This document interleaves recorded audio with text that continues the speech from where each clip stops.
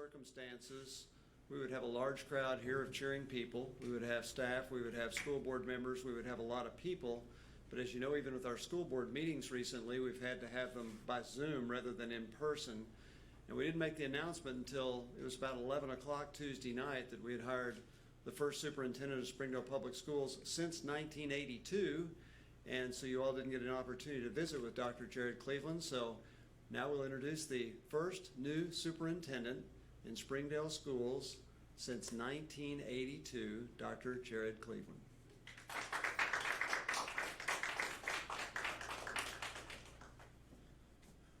Well, thank you, everybody. It's quite an honor. I'm emotionally humbled and ecstatic to be able to follow the great Dr. Jim Rollins, an icon in not only Arkansas education but nationally. He's been a great man to me, a great mentor, and a great friend whom I love deeply. And I look forward to being able to continue to work with him and be a friend of his as we move forward to educate not only all kids in our district, but the adults and the young adults that are going to NWTI. The opportunity to continue his legacy is a great challenge. You know, I've been asked, hey, how are you going to fill his shoes? Well, quite frankly, I can't, and no one can. But our effort every day with the remarkable team that he put together, that I'm not only able to lead but be a part of, is one of the absolute most outstanding accomplishments and treats that I've ever been able to be a part of. The team that's here, Dr. Smith, Ms. Tischer, Mr. Kelly Hayes, now Miss Melissa Fink, and all the other administrators in the district. It's a pleasure and honor and a privilege to get to work with them and continue with them just in a different capacity. So the blessing is all mine. I hope to be a blessing to this district and to the children. And I hope to not disappoint and always make sure we never do anything to embarrass our patrons.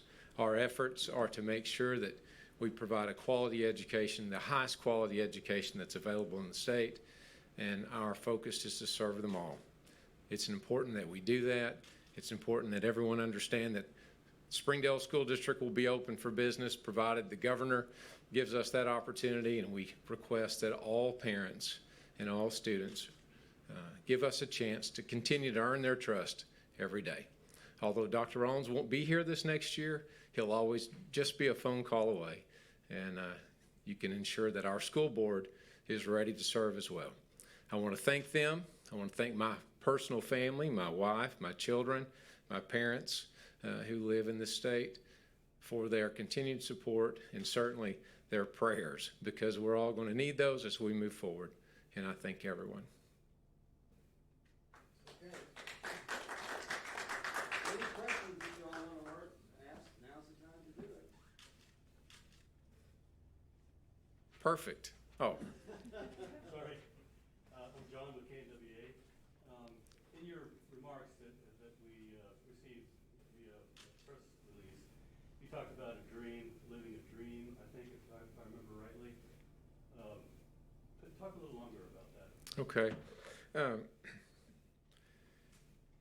The idea of getting to follow Dr. Rollins and be with him for 7 years. I didn't know if it'd be 3 years, 5 years, 7 years, 10 years, whatever. It was a dream of mine to come in, learn from him, and then try to continue the legacy that he's established. And it's a surreal experience because when it happened, it wasn't as I had imagined. Does that make sense? It was surreal. It was not anything that I dreamed that it would be, because all of this situation, this pandemic, this current circumstance that we're all living in with the masks and all that you're dealing with, it just didn't seem like Dr. Rollins got the fitting that he deserved, or the ending that he deserved. And so in my mind, it's not what would have been normal, right? For me to be named his successor is one of the greatest honors of my life. Not everyone gets to follow such a great person and still get to have him as a mentor and a confidant. And dream is still alive, and I'm looking forward to continuing that. But it's just unique, right? It's just unique. And I guess it's quite fitting that the circumstances are so strange, because having him for almost 40 years in this district, that's not normal either. I think the average superintendency ranges between 2 and 3 years across the country. So I certainly don't want that to happen with me. I would like to be able to finish my career here as well. And hopefully within the next 10 to 15 years that might happen. But anyway, I hope that answers your question. Does I have another one, if it's all right? You're leading the ship here. You're guiding things going forward. What can you tell the people of Springdale, the Springdale school districts, and perhaps Northwest Arkansas at large about what your vision is? How do you see things going forward as the leader of this school district? Well, let me correct you just a little bit, because it's not just me. There is a team in place in this district, and the team ranges from the school board to the central office team to the administrators of all the buildings to really the people that do the lion's share of the work, which are the teachers and the aides and the drivers and the food service employees. They do that work every day. My vision for this district is for the superintendent's office, the school board, the whole central office is to support all of the people that do that work every day. I don't believe it's serve the central office and the board. I believe it's the opposite. I believe it's almost like a triangle upside down. And the point of the triangle at the very bottom is the base, and that should be the leadership of the district. And our focus should be keeping that very lopsided, if you will, triangle up in the air. It's a challenge with this COVID-19 issue, with the circumstance of blended learning, remote teaching, blended teaching, virtual, on-site, brick to click, whatever it is you want to call it. It's going to be very important that we all focus on keeping that balance. And I think that's our vision as a team, is to support, continue to build those partnerships with our business and industry and community partners, and advance the idea that public school is here, it's stable, it's strong, and we need to make sure that everyone still has that same desire, that same confidence in us, that we'll be here and be ready to serve them, not only educationally, but social and emotionally, and move forward. You can count on public school teachers. I've always counted on mine in the past, and I know today we're stronger than we've ever been. And I think we're better at delivery than we've ever been. How do you think Springdale School District stands out compared to other school districts? Oh, my heavens. We have as many kids as anybody's had in the state in a long time. We also stand out, I believe, with the quality of staff that we've been able to establish. Not only having one of the highest pay structures in the state, we also have the highest quality individuals. Advanced degrees, focused on student services. It's the people that make up this district that's what's unique. It's the quality, the integrity, the compassion, and the care that they all have for our children. And the mantra of teach them all is what people live every day. It's not just a mantra. So I think Springdale is unique in that way. Now, I know every teacher that I've ever met loved their kids. It's the like-mindedness of the staff that's been blended here together that I think is the star in the sky, if you will, that shines brightly.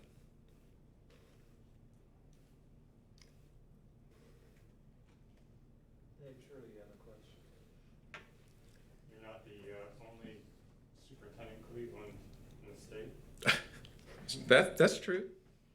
Have you had discussions with your dad about this job very much, and what advice has he given you? Absolutely.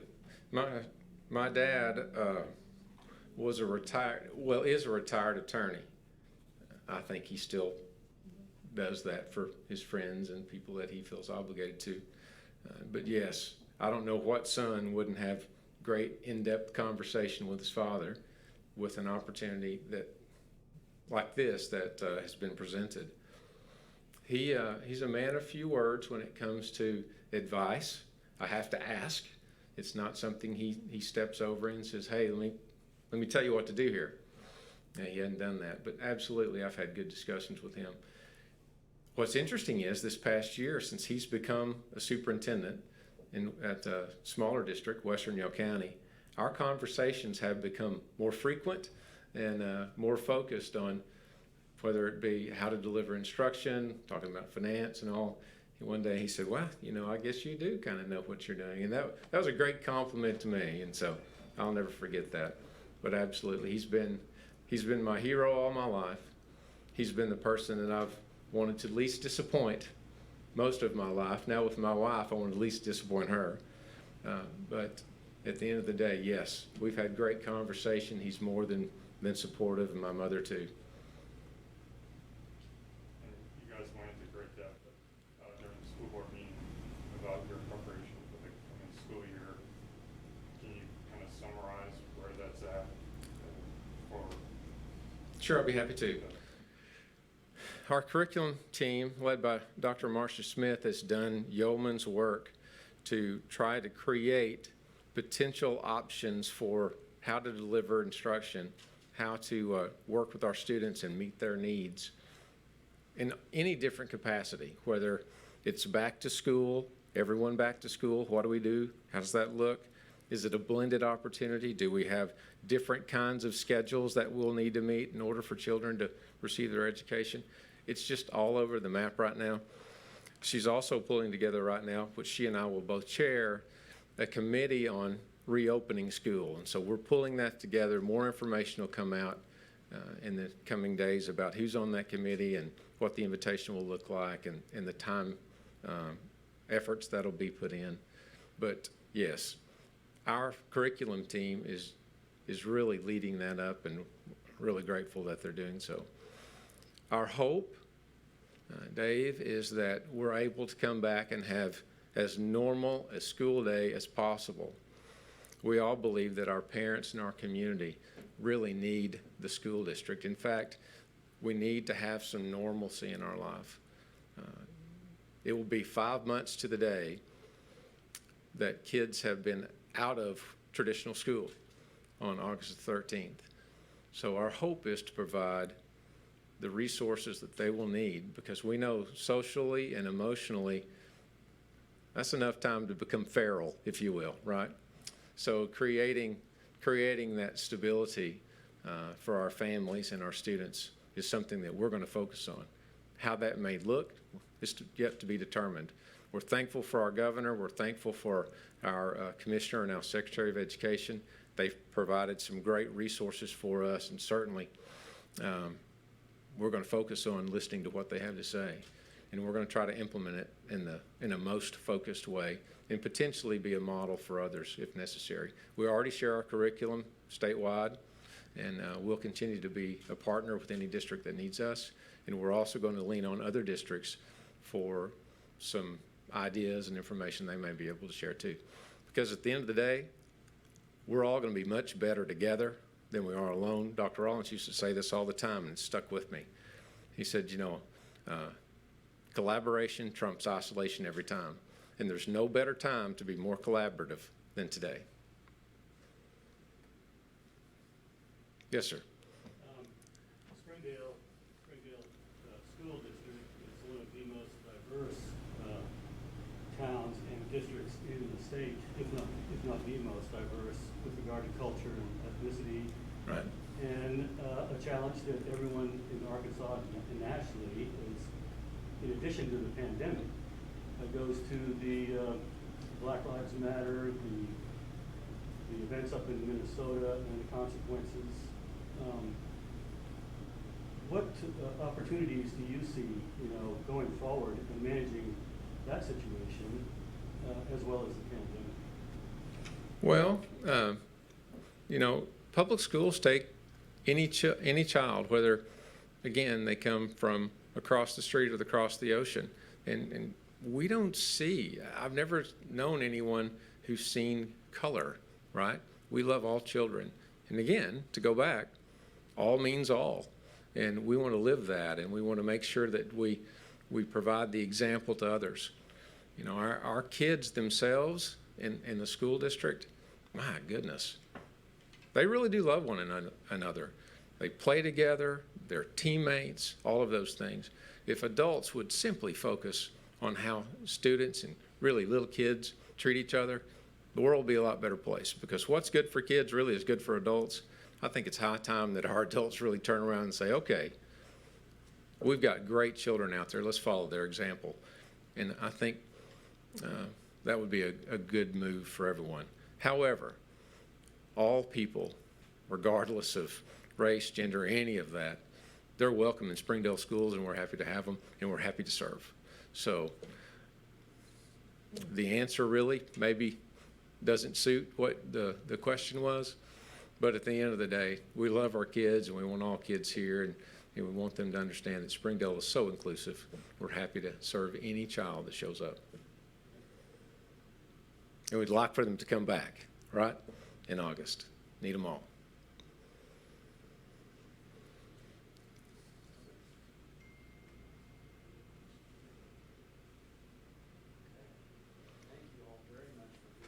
Yes, thank you so much.